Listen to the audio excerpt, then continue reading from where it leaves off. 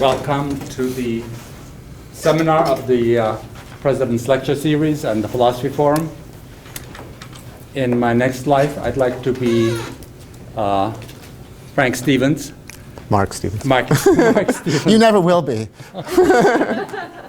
Or at least 2/3 of Mark Stevens.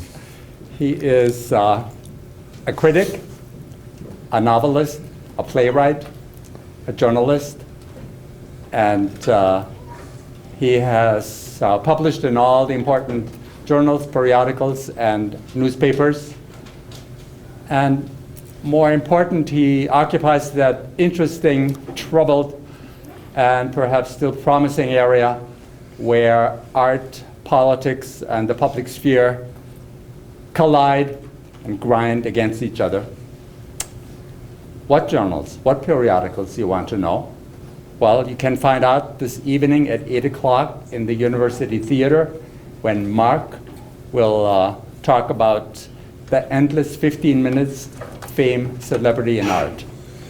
His topic this afternoon is what makes good political art. Please join me in welcoming Mark Stevens. Thank you.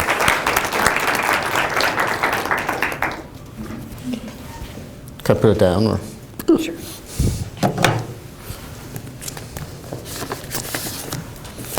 My hope today is not to do all the talking. So I'm going to be, Sandra there, friend of mine. So I'm going to insist that you talk about these pictures as well as me. I'm happy to talk about them. I know them all pretty well. But what's fun for me, and I think good for you, is to respond to them also. So I'm just going to begin with my own particular bias about political art. I'm just going to lay it out there, and then I would love to go through a series of images, about 15, and hear your response to them, and I'll talk about it too. In the 1930s, New York City was filled with political, ideologically inspired art, often with a socialist perspective. Downtrodden workers, bloodthirsty capitalists, glinty-eyed revolutionaries. There was also a softer sort of protest art that depicted melancholy shopkeepers, weepy mothers, that kind of thing. Artists of that time constantly quarreled about the moral responsibility of the artist. I tend to be a bit of a softie myself, so I imagine that while I might not have liked this art very much at the time, if I'd been part of that community in the 1930s, I would have sympathized with its passion and its call for social justice. Arshile Gorky, who was a great artist, would have regarded my sappy diplomacy with contempt. He said, in the teeth of what was fashionable in the 1930s, that political art was nothing more than poor art for poor people. He was talking about painting, and today I'm mostly going to talk about painting and a little photography. But I must tell you that Gorky's statement gives me backbone, because where modern painting is concerned, I mostly agree with him. I don't like one-liners, I don't like righteousness, I don't like ringing messages. Or I don't like them in art particularly. I like them in certain places perhaps, but not so much in art. It seems dull to me, monochromatic. Architecture seems to me to be the real place where you can do politics in art and where you can have a real impact. I mean, if you just think about Tiananmen Square, for example, when Mao took over in the late 1940s. He had to deal with the Forbidden City, which is where the emperor lived, as big a thing as you've ever seen for a king to live in. It is the most massive, astounding object. What do you do if you've just taken over China and you've trying to make an entirely new system, not just a new system, but a new man? What are you going to do about the Forbidden City? You could have raised it, but they were smart enough not to do that. What they did is they put a great big poster of Mao right there, where the emperor used to live on the outside, and then they took down a lot of the little buildings that used to surround the Forbidden City and that made the Forbidden City look even more grand, little hovely sorts of Beijing architecture, and they made Tiananmen Square, which is the biggest square you will have ever seen in your life if you've been there or if you ever go there. It is massive. So they have the Forbidden City over here, this massive square, and then Mao's tomb eventually over here and various party buildings. And in that square, they have the people filling the square. So architecture or architectural use of space can be very politically powerful, whether or not you agree with the politics. Painting, I don't know. It's my contention that good political paintings become good because they lose their particular political character over time. Bad political paintings, by contrast, stay political. I'm going to show you 15 or so images, as I said, mostly well-known, but not all well-known, to demonstrate what I mean.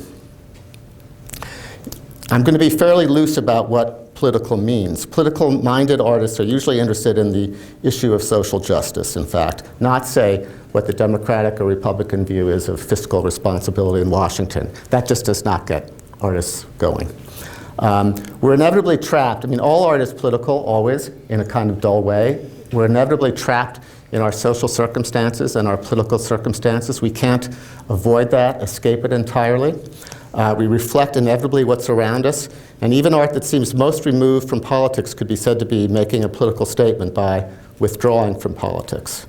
But art is really not just a document. It's a document, but not just. And why is it not just a document? That's what's interesting. To me, that's finally the only interesting question. So let's get started, and I really, really want you to respond. This is Caravaggio. This is The Taking of Christ. I wonder if anybody has any idea how this could possibly be a political painting. I'll bet you don't. It's a religious painting, right? Jesus Christ, he's in trouble. Seen that often in Western culture. Well, it's political because it's a Counter-Reformation painting. In Europe of the 16th and 17th century, the great political issue was the rise of Protestant culture and the challenge that that represented to the Catholic Church, which was then very, very powerful. What did the Catholic Church do? It did many things. But among other things, it said, we're going to make images that make people love Catholic sacraments, Catholic rites, Catholic saints. Protestants don't like saints. They don't paint saints. Catholics like saints. They like the rosary. They like confession. So there were paintings continually being made in the Counter-Reformation period that had to do with Catholic sacraments. And not only that, but with making Catholic sacraments and Catholic stories lively, theatrical, appealing. The Catholic Church is a weepy institution. It likes tears, especially then in Spain and Italy. Passion, tears, you know, blood of Christ. This was politics in the 17th and 16th century. Real politics. Politics that counted. You died if you made a mistake then in religion. So this is a powerfully political painting made in 1602. It dramatizes Christ being arrested, in effect. This is Judas here. And look how he's done it. He's put Judas's face smack into Christ's face. Really, it's a burly, rough, working class mess up. The light, very, very dramatic, stagey. So if you're a pious 17th century Catholic and you come into a church and you see this, and you're not used to seeing movies and photographs and all these things, this will really potentially move you and make you identify with the Catholic Church, which is fighting for its life, it thinks, against Protestant Europe. By the way, this is Caravaggio himself, self-portrait. He's holding a lantern, and one of the interpretations of this painting is that this is John. He's running away. He's freaked out. Christ is being arrested. He's chicken. He wants to escape. He's being held back. However, Caravaggio, with the lantern, the light, a divine light, is not afraid. And he has 1,000 years to have learned that, well, there's no real death. John is afraid of death. Resurrection hasn't happened. So there's all kinds of ways that you can interpret this painting that have a political point, but who cares about the politics? Yeah, really. This is a beautiful painting because of the way the spaces collide, crash, the way the spaces are all a tumble, the way it catches the sense of movement, the way this face, Christ's face, is juxtaposed to this face. Christ is in trouble, but you see that he's also entirely in repose. Fantastic contrast with this face. The different lights, look at all the different way the light is handled. I mean, he's famous for chiaroscuro, which is a very theatrical contrast between lights and darks and lighting. Look at all the different lights in here. You know, one, and then the different lantern light from the daylight. Anyway, obviously I know the politics, but I don't think they really finally make this an interesting painting. This is the Oath of the Horatii, a David painting, painted 5 years before the French Revolution. I think it's the greatest painting of the French Revolution, even though the French Revolution hadn't occurred yet. It tells the story of Rome in trouble in, I don't know, 700 BC or something. And 3 of this clan, this is the father, his 3 sons all volunteer to have a duel, a combat with 3 enemy from a neighboring town, enemy sons. It's complicated, the story, because you see, it's not so good about women. We'll talk about that later. The women are weepy, sad, not strong. The women, one of them, I forget which, is married to one of these people and comes from the competing clan. So it's a sort of soap opera in addition to everything else. But what I like about it politically is that it suggests Republican virtue. When this was painted, aristocrats still dominated France. Boucher, if you know who he is, those kinds of artists, Rococo artists, were painting cute little pictures about love and bowers and roses and little dainty sex games and things like that.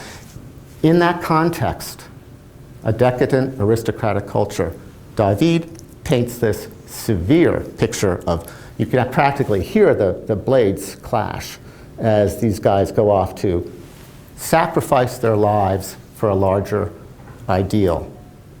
Now, people of the time immediately got the point. You need to sacrifice yourself for the greater ideal that is the revolution. You need to use those swords against the aristocracy, in effect. I do.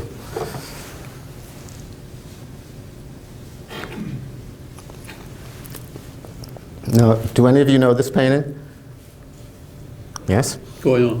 Goya, yes, 3rd of May, 1808 it's called. But I wonder if anybody knows, this is maybe my favorite painting in the world.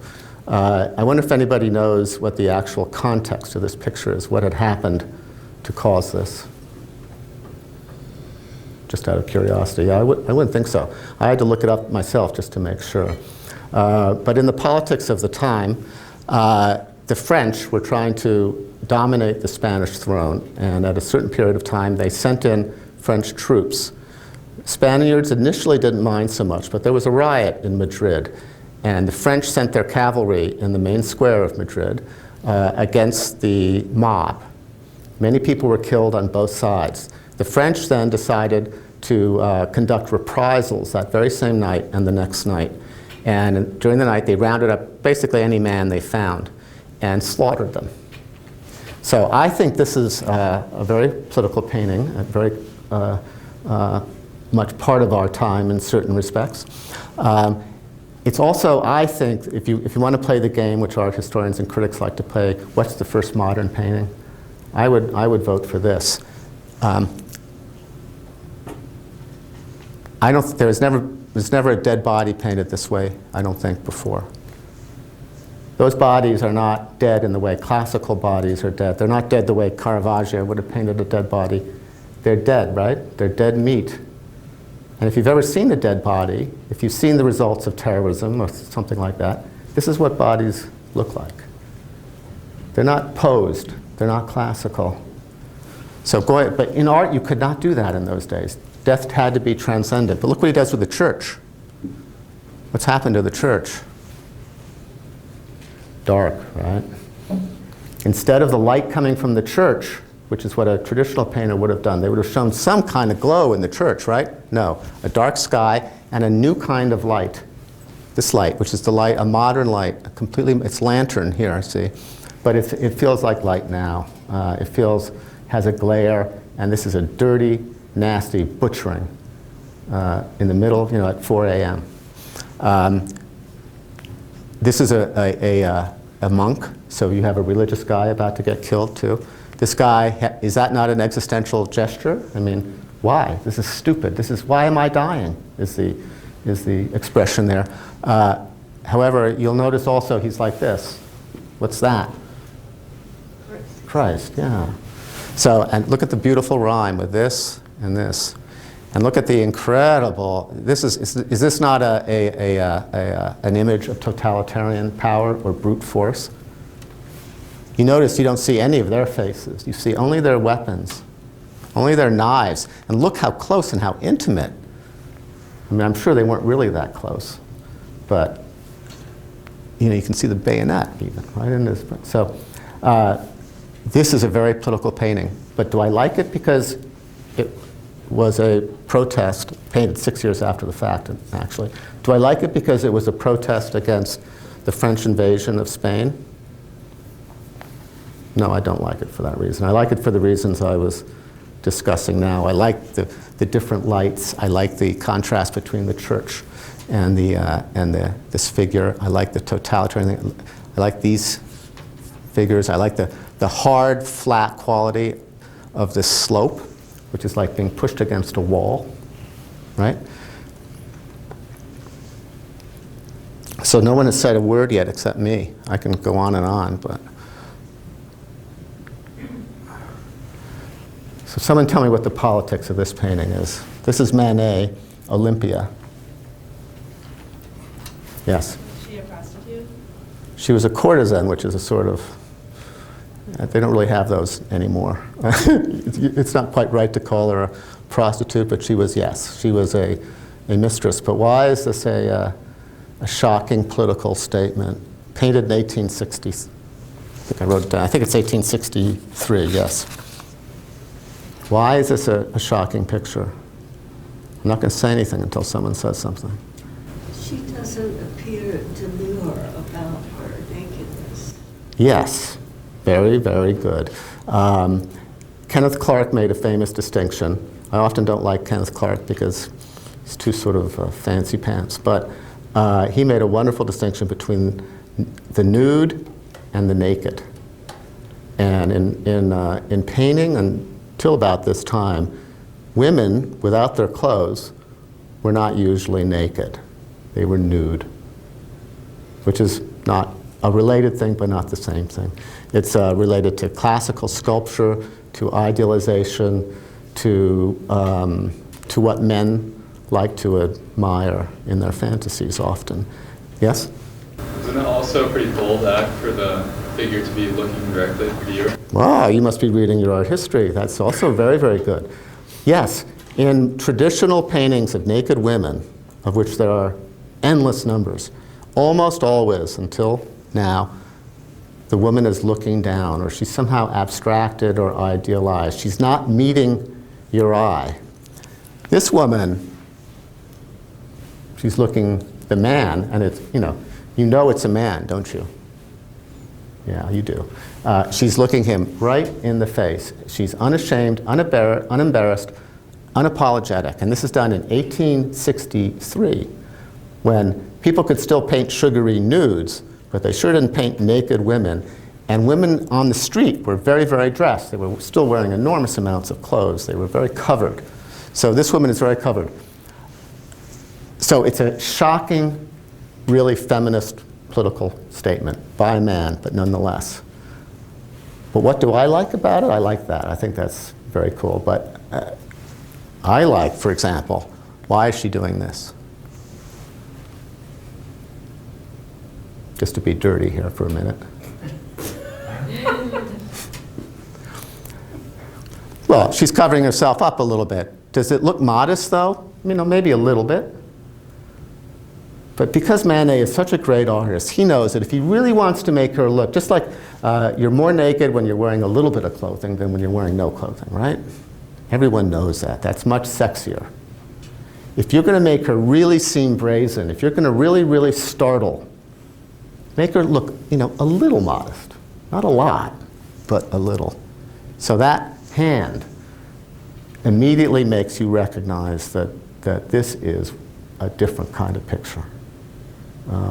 Because the hand is not like the face. Also, her body is different than the classical nude. It's a very nice body, but it's not the body that you were supposed to paint in those days. It's a different body, which means that she's a beautiful woman, but it's a real body. Very, very shocking to do in 1863. So this is a very radical painting, except, what about this?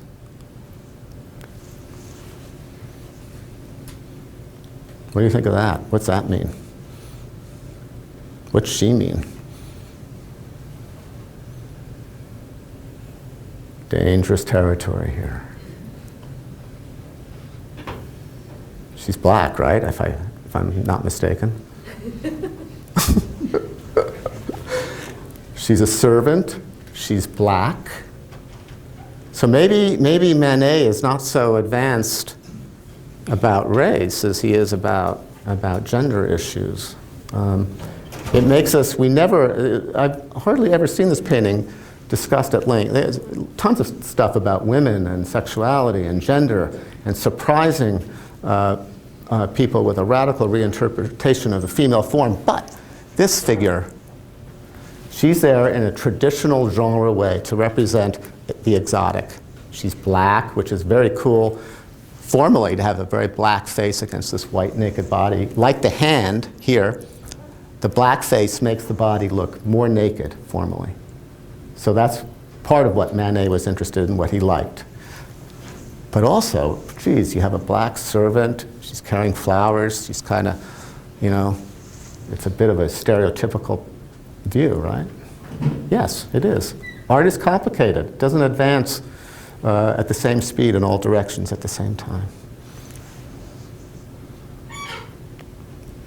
Excuse me, I'm wondering about the black cat. Yeah. Well, I love that about the painting too. I love that about the painting too, because it's not very political. No, it's the black cat. The black cat is a very sexy picture. I mean, cats are sexy. Women, cats, patting, stroking.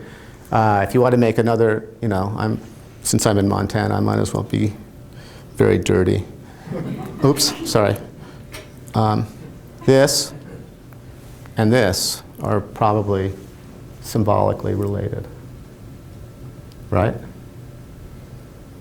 Get it?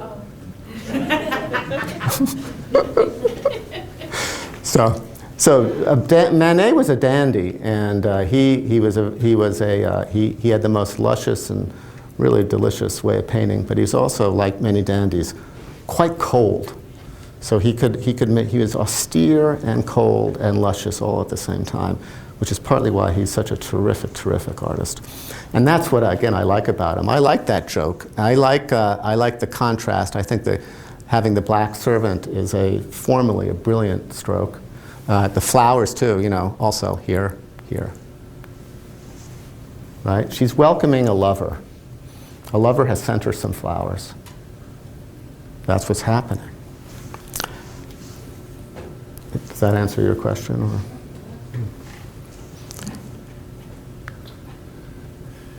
Now, this is one of my favorite artists. This is Malevich, a Russian artist.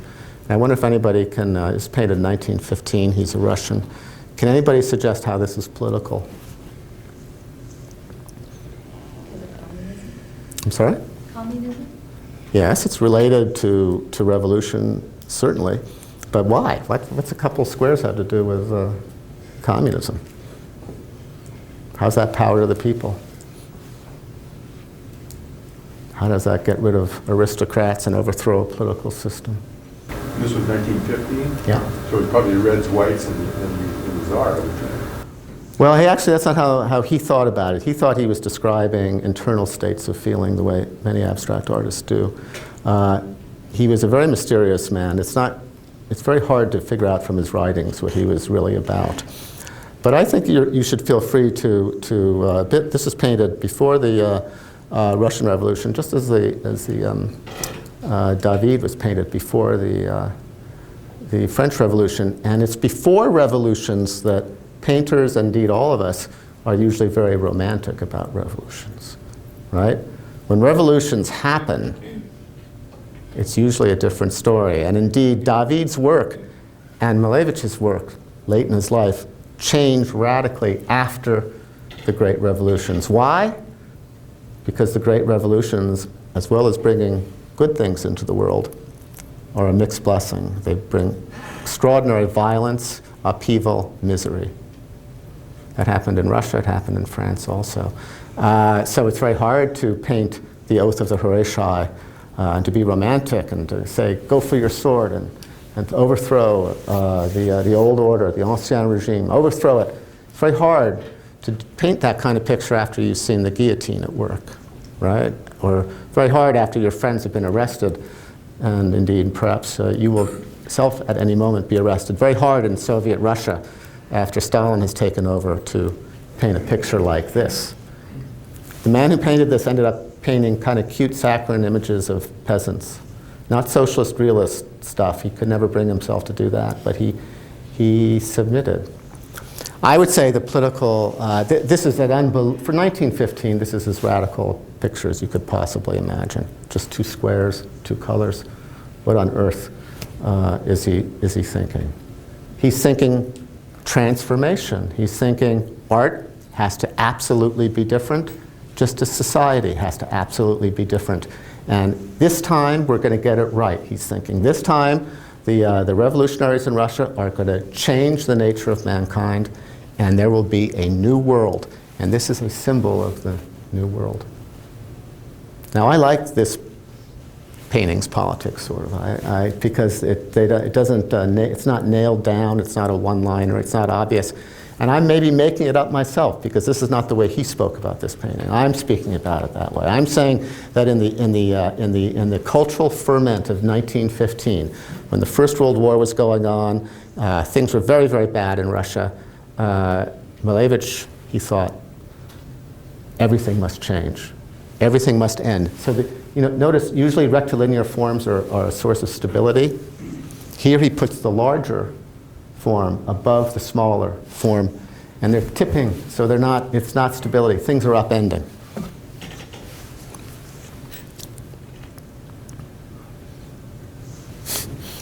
I like this painting a lot.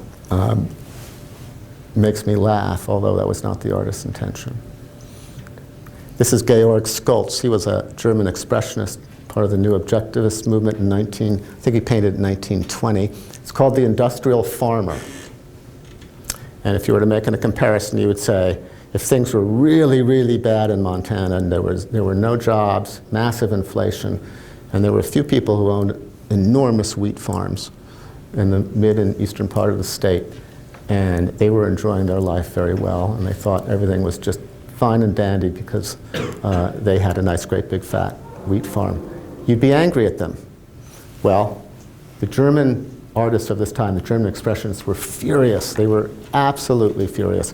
And so this is a really vicious caricature of bourgeois Germany. But again, I like it because it's grotesque. And there's a kind of joy, as de Kooning used to say, about the grotesque. It's like Hieronymus Bosch, really. These are monsters, and they're fabulously witty monsters. I mean, you see, look at it holding the Bible, and you see she has, as her baby, a little piglet. So she's raising little piggies to torment the workers more. That's it's sort of and it's very German too. It's very Northern European, this sense of caricature. You see it in Bruegel too. You see it all throughout Northern European painting. This love of caricature and the kind of gross and the grotesque and the barfing and the peeing and all this stuff. You see that throughout Northern European painting, and there's a kind of joy in the description of the monster. That's what I like about the painting. I don't, again, the politics, not so much. This is, of course, Picasso's famous Guernica, but I've put it here. Now, you must know what happened here, right? Yes, and what happened especially? Yes, but the Spanish city of Guernica was bombed by the Luftwaffe at the invitation of Franco and destroyed, at great loss of life. And Picasso, then resident in Paris, painted in 1937 this picture as a protest of that massacre. And of course, it's very important. Again, you can look at it as a political document, but it's the fantastic visual invention and the darkness of it, the black and white quality that interests me. But I actually put it here because I wanted to contrast it with another political painting Picasso made about 15 years later called Massacre in Korea. And I think if you look at the two of them, you'll get some sense of what the difference is between good and bad political art, because I think that this picture is bad political painting. This is Picasso was a sort of semi-member of the Communist Party in France, and the Communist Party asked him to, at that time asked him to paint a picture protesting the American presence in Korea. So he painted this. And do you recognize anything about this? Yes. It comes right out of the 3rd of May, the one I showed you before. It's the same composition. But is it anywhere nearly as good? I mean, I have my views. You can disagree with me. Is it anywhere remotely as good as that?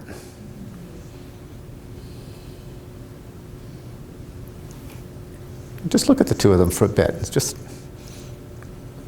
and I think your eye is going to tell you, even though you can't explain it entirely, that that is an amazing thing, if nothing else. Whereas that is something that he was asked to do. He copied another composition. He borrowed from Goya in a labored and belabored way, I think. This, compared to the corpses that were in the Goya, this oops, sorry, that's coming. This figure, to me, is really ludicrous if you're talking about Massacre. It's a static composition. Yeah. And static, it's visually static, but it's also, you can feel that it's psychically static, that he's not really working. What he's doing is what I was complaining about earlier. He's doing a one-liner. He's saying, Massacre in Korea is bad. Well, no kidding. I don't need anyone to tell me that a massacre in Korea is bad. I don't need to look at a second-rate version of Goya. So to me, that's bad political art. And that's political art, but also something much, much greater. All right, now to enter into our own time. So you're all going to talk much more because you'll be familiar with this, right? Anybody know what that is, or what the politics might be? Yes? Good. He was homosexual, celebrating male body. Right, very good. Why is this a homosexual image? I'm asking because I can't really explain it myself. I wish someone would. In our country, in our culture, we just don't celebrate the masculine body in the same way as we do the feminine body. That's true, but this is some kind of masculine body, right? This is not, I mean, this guy hasn't just been going to the gym. No, this is a political portrait in a way, for the reason that you're saying. It's at a time when you were not allowed to sexualize or eroticize male bodies. That's what Mapplethorpe did. He did to men what men have been doing to women for a very long time. Note that he clips off the head. So there's no meaningful relationship here, is there? There's no, it's sex. And he's using the classical tradition. This is a very classically inspired kind of body, an ideal body, a perfected body. Not even a real body. I mean, it's real, but I mean, maybe there are 3 real people like that in the world. It's an idealized body, the way classical sculpture idealized the body. But it's more, too. I mean, I think we all feel, yes? Correct me if I'm wrong, but are his fingernails painted? You know, I don't think so, but that's a good question. That's part of the wit of and the formal interest of the composition. Definitely, I don't think they're painted. But you know, you're right. It's effeminate, isn't it? The hands are very effeminate. I hadn't really noticed that. Well, this hand is effeminate and very kind of fey, isn't it? But this one is not. Maybe that's another intuitive signal about homosexuality, that it's both male and female. There are female elements in this picture, but also male elements. And the body itself is a kind of performance, isn't it? I'm not going to generalize too much here, because I'm not gay, and I love performance, and I love theater. But many of my friends who love theater are gay. Gay culture does respect theater a great deal. So this is a theatrical version of a real naked body. And that's an aggressive, homosexual, politically charged action in the 1980s when he made this picture. But just like you were saying over there about the fingernails, that's the sort of reason, that's what really excites me about an image like this, is exactly the formal brilliance of contrasting the two hands and making one hand feminine and one hand much more masculine. And combining that male and female in the same body is, again, in the 1980s, when gay culture is just beginning to really challenge the mainstream, this is a very challenging piece. But it's not challenging just because it's homosexual. It's challenging because it's an interesting image that has all kinds of complexities and that you can keep looking at over time. People know what this is? Yeah, this is the very famous Piss Christ. Another shocking image, although no one in New York was shocked. But what he did, what Serrano did is he put a cheap plastic crucifix in a glass filled with his own urine. And I don't think this is a particularly interesting work myself, not because of the bodily fluids or the plastic crucifix, but because I think it's too easily interpreted. It's too obvious a critique of the Catholic Church. And I have my own criticisms of the Catholic Church. I don't really need to look at a crucifix and urine to feel that way about the Church. Now, knowing that people like me have that point of view, certain critics, notably Lucy Lippard, have argued that this is a formally, visually very interesting piece, which is what usually gets me. She talked all about the color and the bubbles and the this and the that, to which I say yes, up to a point. The picture, I have no interest in looking at for me, the instinctive reaction to whether things are good or not is always whether I want to look at them a second time, a third time, a fourth time. I have no particular interest in looking at this for a long time. Do any of you like to? You like this? I'd like to see a show of hands just for the heck of it. Who likes this a lot? 1, 2, 3. That's all? You're brave. Was it actually just sitting in a jar and exhibited that way, or was it? No, it was made as a photograph. Yeah, you don't make much money if you just put it in a jar and put it in a gallery. If you make that was too cynical. I shouldn't have said that. That was maybe I should have. It's just a little bit insulting, right, to the viewer? Just like with Picasso, the second Picasso that you showed, it's a little bit insulting to That's when I said earlier that bad political art is art that stays political. That's what I meant. Yes, it reduces to an easy statement of value, a kind of righteousness, and a sort of rah-rah team. I mean, I like sports, but not in art. It's just too simple. It's just not interesting enough to me. Anybody know what this is? This is Cindy Sherman. She's about to have a great big retrospective at the Museum of Modern Art in a year or two. She did a thing in the late 70s called film stills that were very, very influential and that are feminist icons. And I wonder if any of you can tell me why. I'll give you a hint. This is Cindy Sherman herself, and she appears in all her own work. She dresses herself up. So why would this be an important feminist work?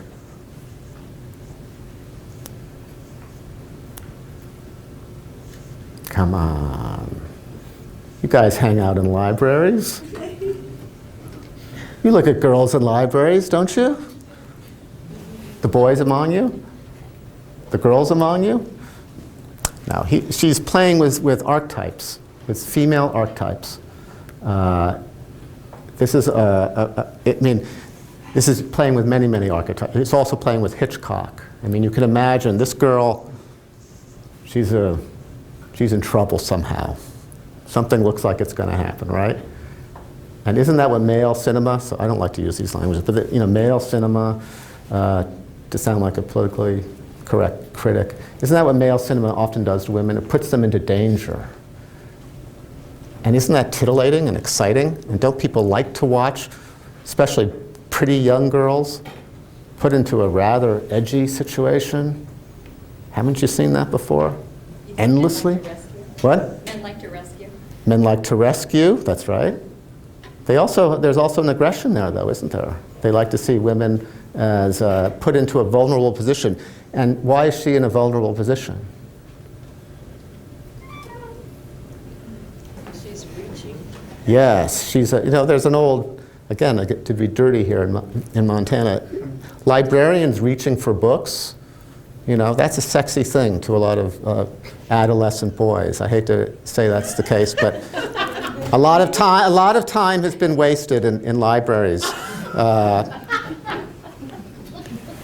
She is playing with that. We all know this. Come on. She is playing with that particular stereotype.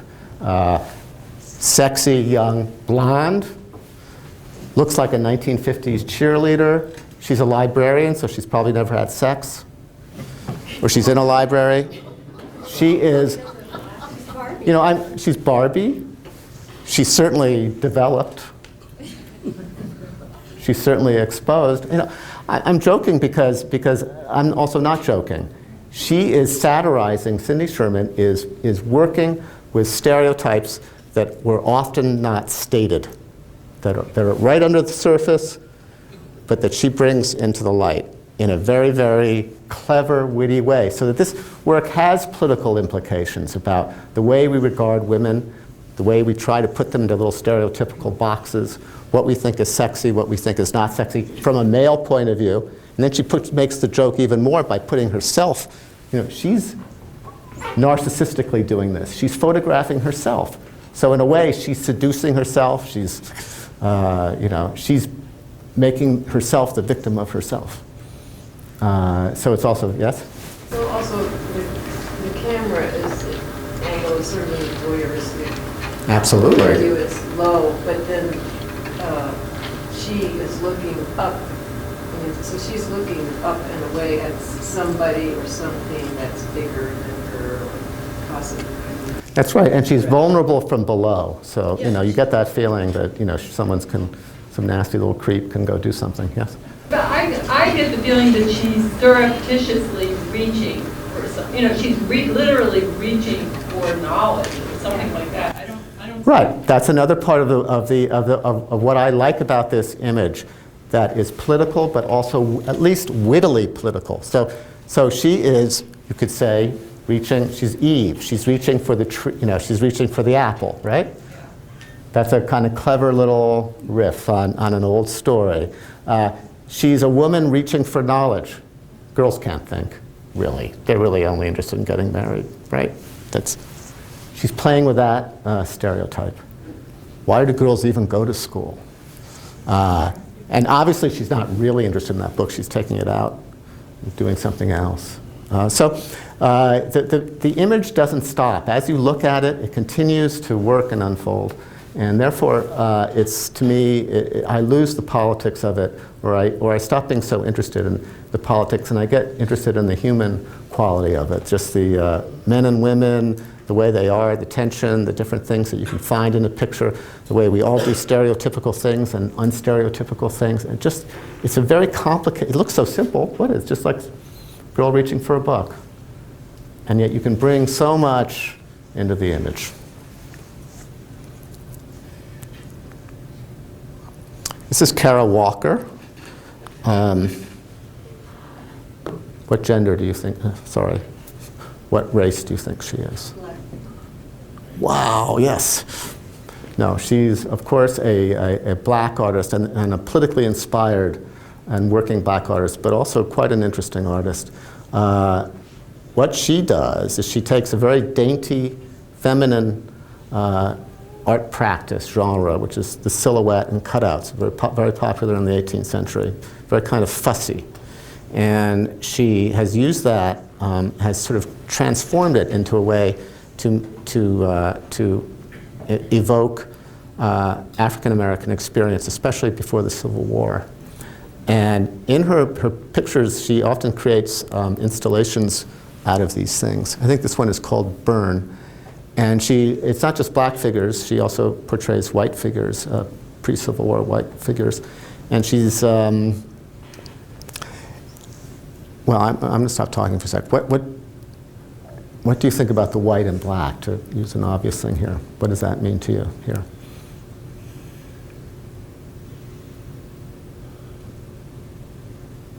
See, it's not obvious. It's not just white and black. You could say white all around, a black cutout, but you can keep going with it a bit, can't you? You can say, well, a silhouette. What is a silhouette? A silhouette's not a whole person. A silhouette is a shadow of a person. And is that maybe the way white people didn't see black people? They saw them as shadows or partial people. It's not the way racism really is that it's a way of not seeing, or a way of only seeing stereotype. Not the person, but the black person, the stereotype. And so she works with stereotypes too, little pigtails. This is not a particularly black image. I don't know whether this is a white or a black girl here, probably a black girl, but she's obviously started a fire. And so there's an image of danger within the dainty quality, especially when she does lots of these images. I couldn't find one that had many altogether, but she usually puts a lot of them together, and there's a sense of a whole cultural mixture of things going on that all have a bearing on race. But again, a bit like the Sidney Sherman, I find that it keeps going. You can keep thinking about it at the very least. And it's visually, this looks like a almost cartoon, spooky thing, this smoke. And it's very funny to sort of have black smoke too, isn't it? So the image continues to live, and therefore for me it immediately becomes something more than just political. There's a cross up at the top there. Cityscape. Yeah, there is. I never noticed that. What's the scale of this piece? It's very large. Yeah, it's sort of human size. And she floats them. They seem to float on the wall. So it has in the installations, there's a kind of dream quality to the work. It's like almost like projections or half-seen images and figures. And they're almost always stereotypical. Like the girl in the sort of daintily dropping the fuel there that ignites the flame. But they're also kind of alive. They're dainty, they're stereotypes, but they have a sort of life. All right. I put this one in. This is Andrea Geyer. She's a German artist who lives in New York, and she's been very involved with Native American situations, I think sometimes in Montana, but more often in the Southwest. And you can't read that there, so I'll read this. And I would like to, I'll just read you. I'm not going to read the whole thing because that would be boring. But I'm going to read you,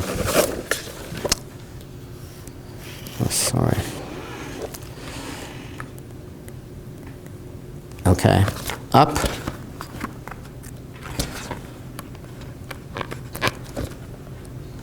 Up here she writes, yep. It's better than dumping out all the slides. Up here she writes, the West, and then a word, not a land, a virgin gaze envisioned, a photograph, a landscape, all but documents of a future without a past. Then down here, and then she says something else. Then down here, she starts talking about Native Americans and their loss of the land. So what do you think of this? Obviously, a great injustice was done to Indians out here, but what do you think of this art? I really want to know.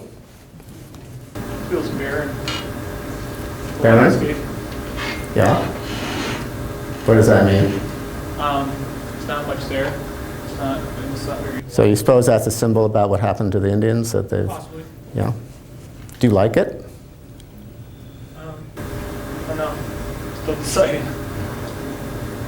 How about the rest of you? Well, it's empty, and it gave an excuse for the Europeans and Americans to steal the land, steal the commons from. Yeah? I like There's this. a saying that if a work of art needs a manual, it's not good art. Well, thank you for saying that. I agree. There is some formal interest here. I mean, at least the two rectangles are kind of like the two rectangles, but it's pretty weak tea, I think, myself. And I know very well that it was not very, it was just a terrible situation here for the Native Americans. I don't really need to be told that, except in a way that somehow keeps me going. And I don't want to read all of that. Like you, I especially don't like to read when I'm standing up in an art gallery. It's hard enough to go into a museum without having to read. So this work just doesn't, it's well meant. I agree with it. I wish her well.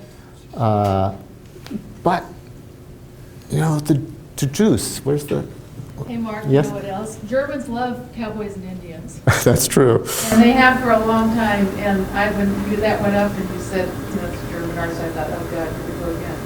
And that was my Yeah. She does do some images that have more going on, but I thought this was sort of, I like kind of, if I had to find one that I liked, at least I have a fondness for very restrained, minimal art, which is why I'm doing Bacon and de Kooning. But I just can't get excited talking about it. I like this better. This is by a pair of artists, Puerto Rican artists. Their names are, because I never remember Spanish very well, it's Jennifer Alora and Guillermo Casadilla, and it's a piece about as you may know, in Puerto Rico, the Navy for many years used an island there, Vieques, as a target run and bombing site, a place to practice munitions, really, to shooting. And it was an island that was heavily populated, actually, in a subsistence way.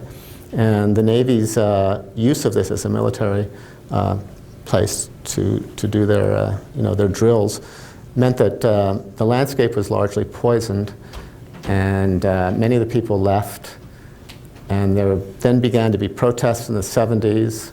It was really a miserable kind of story of a benighted subsistence-level farming and fishing population trying to get the Navy to stop using this island as a bombing range. As part of so these two Puerto Rican artists, as part of their political protest, an effort to make political art, what they did is they made shoes on which they customized shoes on which they put images of various technological and American things. So that this, I think, this is a space costume. So that's probably refers to the moon landing. They wore these shoes. They went onto an actual live bombing range. And because there are sensors there that the Navy has to make sure that no living people are there when they do their bombing runs, they were not, there was no bombing. But they left behind these images, footprints in the sand, on which there are, as you can see, this is I think this is a Navy destroyer right here. I don't know what that is. And then they photograph them. And of course, these footprints disappeared because of the wind and the water very, very quickly. So they're long gone. And the only record of them is this. I think this is actually protesting. This might be a destroyer, and these are fishermen protesting the bombing runs or using it as an artillery range. So what do you think of this? Does this get you going about the Navy or about bombing ranges or about native peoples or about subsistence farming or about suntan? What? I think maybe the difference between this one and the previous one is that this is coming from actual people who experienced this, and the other one was just outside perspective. So this makes it more powerful for me personally to know that these are people who experienced it in their lives. I'm sure that's part of it, and I think that if you have experienced it and you are very engaged, you can make the mistake about just being self-righteous or boring, but because you're so engaged and because it's your land, maybe you think more deeply and you really sink into the subject more than the previous artist, Andrea Geyer, did. And you actually do say something about the situation because you're obsessed by it and you just have to do something. I like this because it's actually kind of witty also. It's political, of course, but what I think of when I see this, I think of Robinson Crusoe. You know, the footprint on the sand. I think there's something poetic about the idea always of footprints in the sand and about the sea taking away our markings. I mean, that suggests death, doesn't it? It suggests the passage of time, grains of sand, everything disappears. There's a kind of hopefulness about it because, well, this land was bombed for many years, but maybe just as these footprints will disappear, so the land will come back. And it really is just a grain of sand in time. So they've made a work of art that is only momentary. It really is. It shows a grain of sand, and it is a grain of sand. It disappeared. This is its only residue. And I can keep looking at it because I can keep thinking about it. It doesn't bother me the way the previous work did.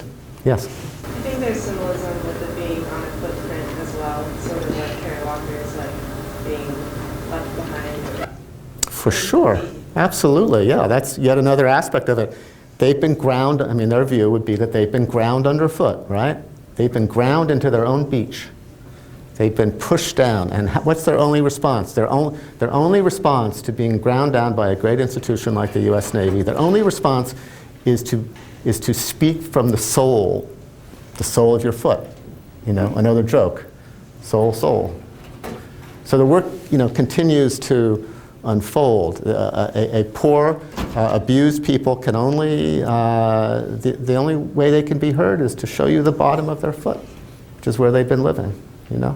So again, witty is a word that I like. It sounds light, but I think that even the most important and powerful political feelings can be expressed with wit, and it's far better that there be wit than that there be dry importance and righteousness and so on. These people are very righteous, by the way. They're very angry. They're very political, but still, this work is, you know, it unfolds. Soul. That's nice, right?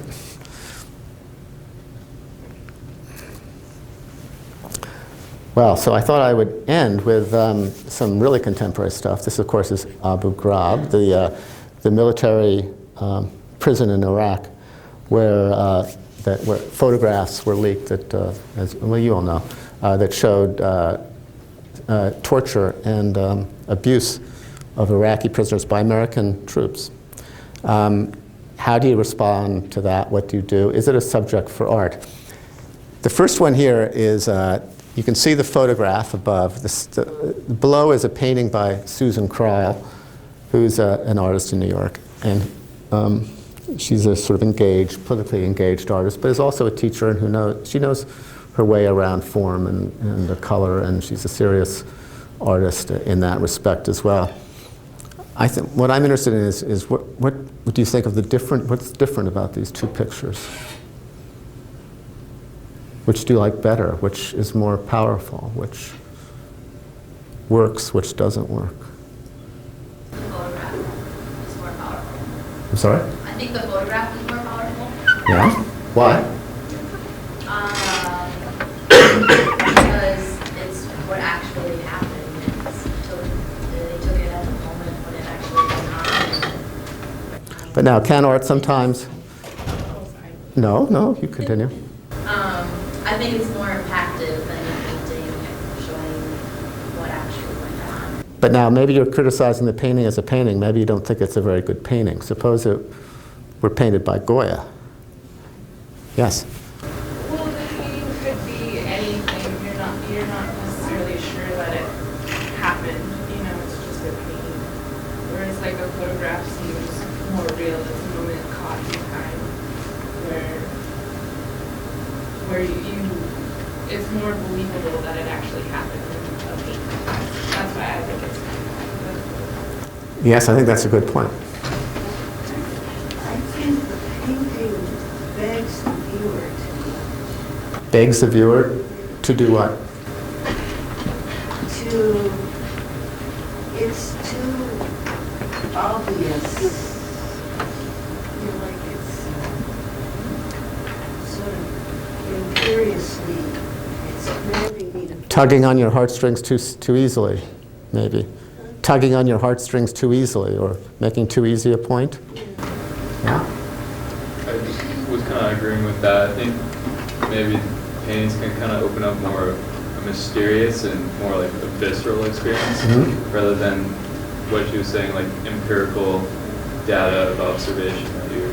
Well, part of the problem that the painting has as a political vehicle, a problem that Caravaggio or Goya didn't have, is that it does have the competition of photographs, and photographs can be very powerful, and they do have that sort of, photographs lie too, even if they're showing allegedly reality.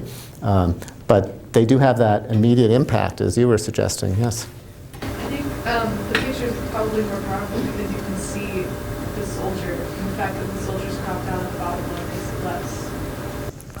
But now that's obviously a decision she made. She must have thought about that. She must have decided that it was better not to have the soldier. Maybe she thought that to have the abstract quality of the dog was more threatening, a bit like the Goya was, that abstract quality to the execution firing squad makes it more scary, yes?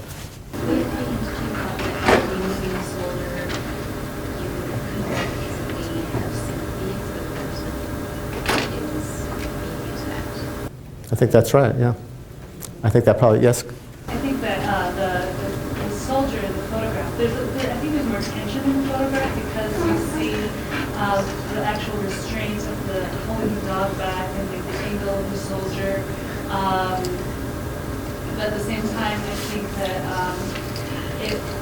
by cropping the soldier out of the painting, it's changing the focus on who the subject matter is. Like in the photograph, we see the interaction between the soldier being so imposing on the prisoner, but in the painting, you take away the soldier, so it's just about this conversation between the dog and the prisoner. I agree with you. I think that that the photograph, by having the sense of a dominant, the guy is not only does he have the clothes and the guns and everything else, he's also got a dog, and the dog is coming out between his legs, and this guy has his hands. So it gives a much more powerful, but she might have thought that was too obvious, or she might have thought, I don't want to copy the photograph so much. Artists get anxious about those things. So this is, again, all part of the problem of making political art, yes? I feel like in the painting I can relate more to the dog and ground. To the what? I can relate more to the man. Like in the picture, he's like, I don't know if he's like another ethnicity, he's like in a whole other part of the world, and he's like a prisoner. In the painting, he kind of takes away his ethnicity and makes it more like I can. Yeah, I think she was probably thinking that way. She was probably thinking, who knows, but she was probably thinking to have the threat be more abstract is more terrifying, to cut out the man, yes?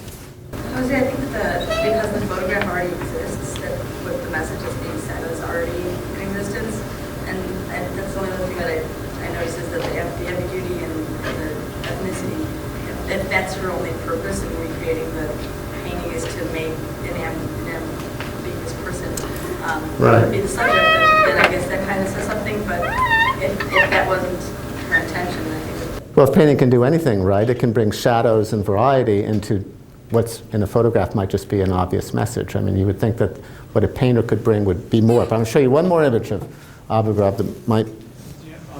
Yes. I don't think the painter used enough critical thought to address her message of what she wanted to achieve, and that's why Poe looks better than the actual painting, because she didn't do enough. She didn't go far enough. Yeah. And we don't get that message. But see, you're making a criticism about art again. You know, it's not just about politics, right? I mean, you think that the art is not good enough. Let me show you this next one. This is a very disturbing image, one of the most disturbing from Abu Ghraib. But I need to tell you, I'm going to tell you the punchline right away so we can discuss it. This is the actual photograph that was taken in the prison. Does anyone know what this is?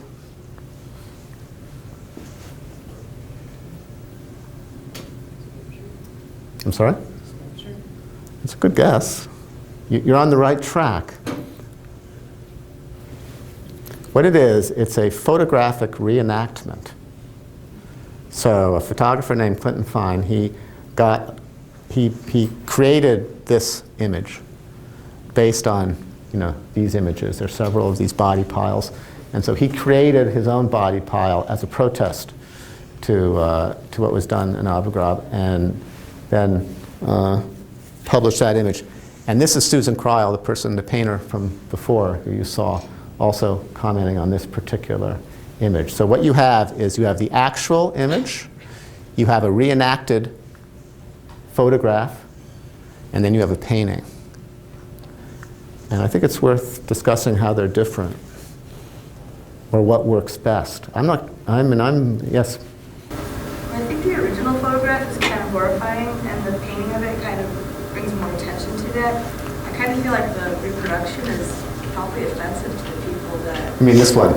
Yeah, I would imagine that to be kind of offensive to the people that actually went through that, just because they went through that not by choice, by force. And here they have people making an art piece about it, choosing to get in that position. I feel like that's kind of controversial. Yeah, art can seem kind of precious, or hasn't paid somehow the psychic price to be able to deserve to make an image of such horror, right? Well, I just feel like the people that actually went through that might be like, this was a horrible experience, and here you're choosing to put yourself in that position. Well, artists are always taking advantage of situations. That's sort of what they do. And that's okay. There is a morality to that for sure. It's another topic to discuss another time. But I think this is a quite fascinating juxtaposition right here, because they're both photographs. And I agree with you, but I can't quite put it all into words. I can babble on if you want, why this is annoying. Very, very annoying. Which is annoying? This one, to me. But it's also a much stronger photograph, no doubt, no doubt. I mean, if I told you that this was the actual photograph, a work of journalism, that this had come out of the prison, you'd probably go, wow, my God. And if I told you that this was also an image, and if they sort of had the same tone and coloration, you know, which is maybe not fair because they never do, I think you'd probably say this is the more powerful image, just as an image, yes? Well, as an image, it looks like a painting to me. It's got that, it's lit and colored like Yeah. You know, more classical painting, and it's got a static horizon line. And Right. so, I mean, I don't find it as a more powerful photograph.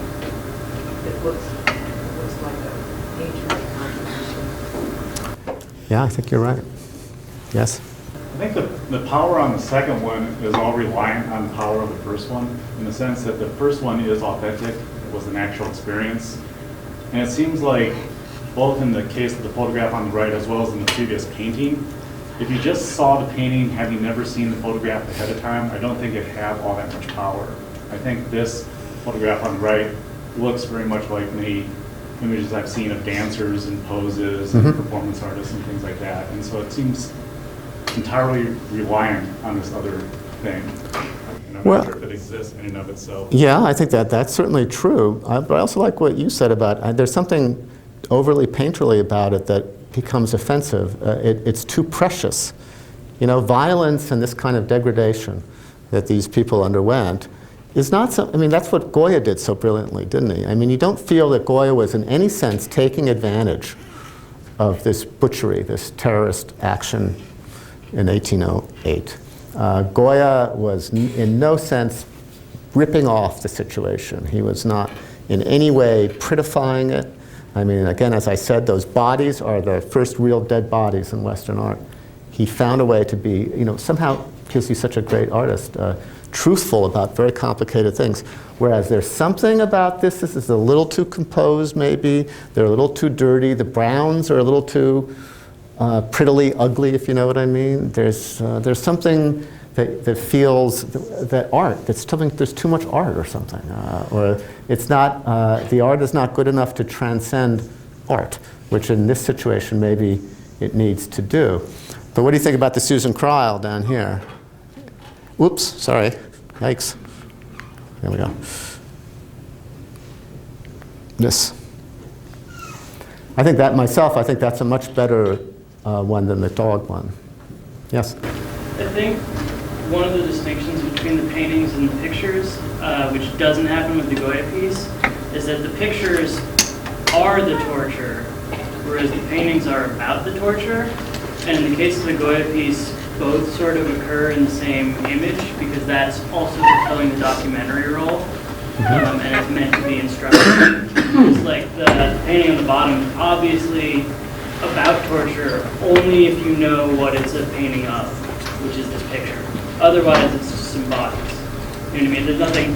They're grotesquely posed, but there's nothing that bears the offensiveness of torture.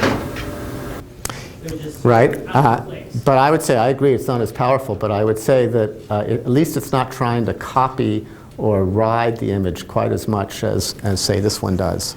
She's really gone, with this, she's really gone to a different place. She's trying to work, maybe not so successfully, maybe so, but she's working in a different sphere. She's working with different colors, she's working with lines, she's trying to convey a kind of maybe dream-like nightmare.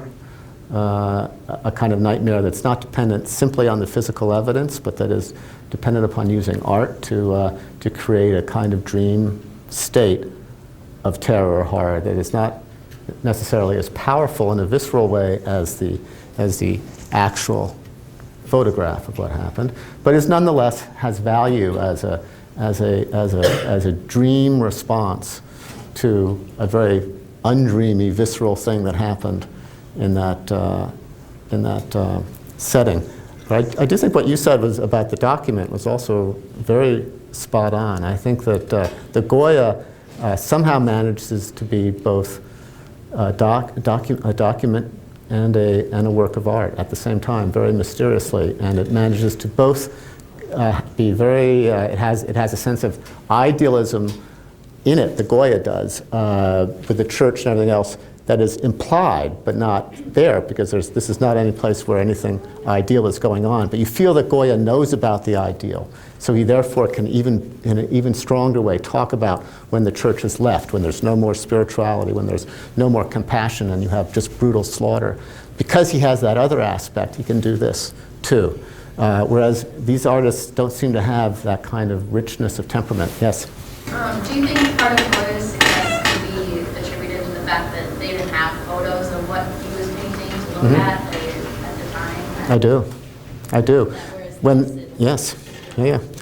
I think absolutely. Photography has been both a torment to painting and a great blessing. It's allowed painting to separate from image, representational image making, if it likes. It's given it all kinds of freedom, but it's also been a very tough thing. And in the case of somebody like Goya, before photography, he was forced to rely on his imagination in a way that these artists perhaps are not. They already have a fantastic image to work with, a very powerful, visceral image. And that gives them a leg up, but it also maybe leads to an atrophy of the imagination or a laziness or they're not forced to try to summon whatever it takes, and it's not easy, of course, to meet the demands of the moment. So there's stress when there's not a photograph that is probably useful to the creation of art by an artist as great as Goya. Most artists no, but Goya, yes. Yes. Mark, there have been times when art was the center of the culture, the Acropolis or a medieval cathedral, or even among the Black theater would be the Sacred Bundle and the Sundance Lodge. And all the art you have shown is a comment on the culture. And it's no longer the center of the culture. So do you think this has become impossible For art to be the center of the culture? to be the center, to be the You know, I don't, embodiment of the culture? I actually don't, I don't entirely agree that art has ever been the center of these tribal cultures or these earlier cultures. I think religion was, and art was a servant of religion. So that when you say that the Blackfeet bundles or the Acropolis, it was, of course, art was deeply involved in the spiritual practice of the time. But it was the spiritual practice that I think was at the center. And I think you could, and people have made the argument that if you really want great art, you need to have a very powerful spiritual current in the time for the artists to rely upon and to take something from. Because art alone, without a spiritual, I'm not saying this is my view, but I've flirted with it for sure. Art alone, or the artist alone, without a spiritual backdrop or a spiritual context, is left too much on his own, and therefore descends to either a kind of narcissistic, personal art that is by definition less large, less encompassing than an art that derives from spiritual practice, becomes smaller, not bad, but smaller. I think that would be what's implicit in your question. I'll stop with that. Yes? Did the artist title that painting? I don't know. That's a good question. Because it seems to me... You mean the Susan Crowell on the bottom? You see nothing else, you just see the painting, and there's no title, and you just wonder... I'm sure, I think it's called Abu Ghraib, 7 or something, the way artists do. I think it is identified, it's definitely identified with the prison. So you're told that it's part of it. But I think it's an interesting image just because it goes somewhere else with the photograph. It doesn't just depend on the photograph. Thank you, Mark. Thank you.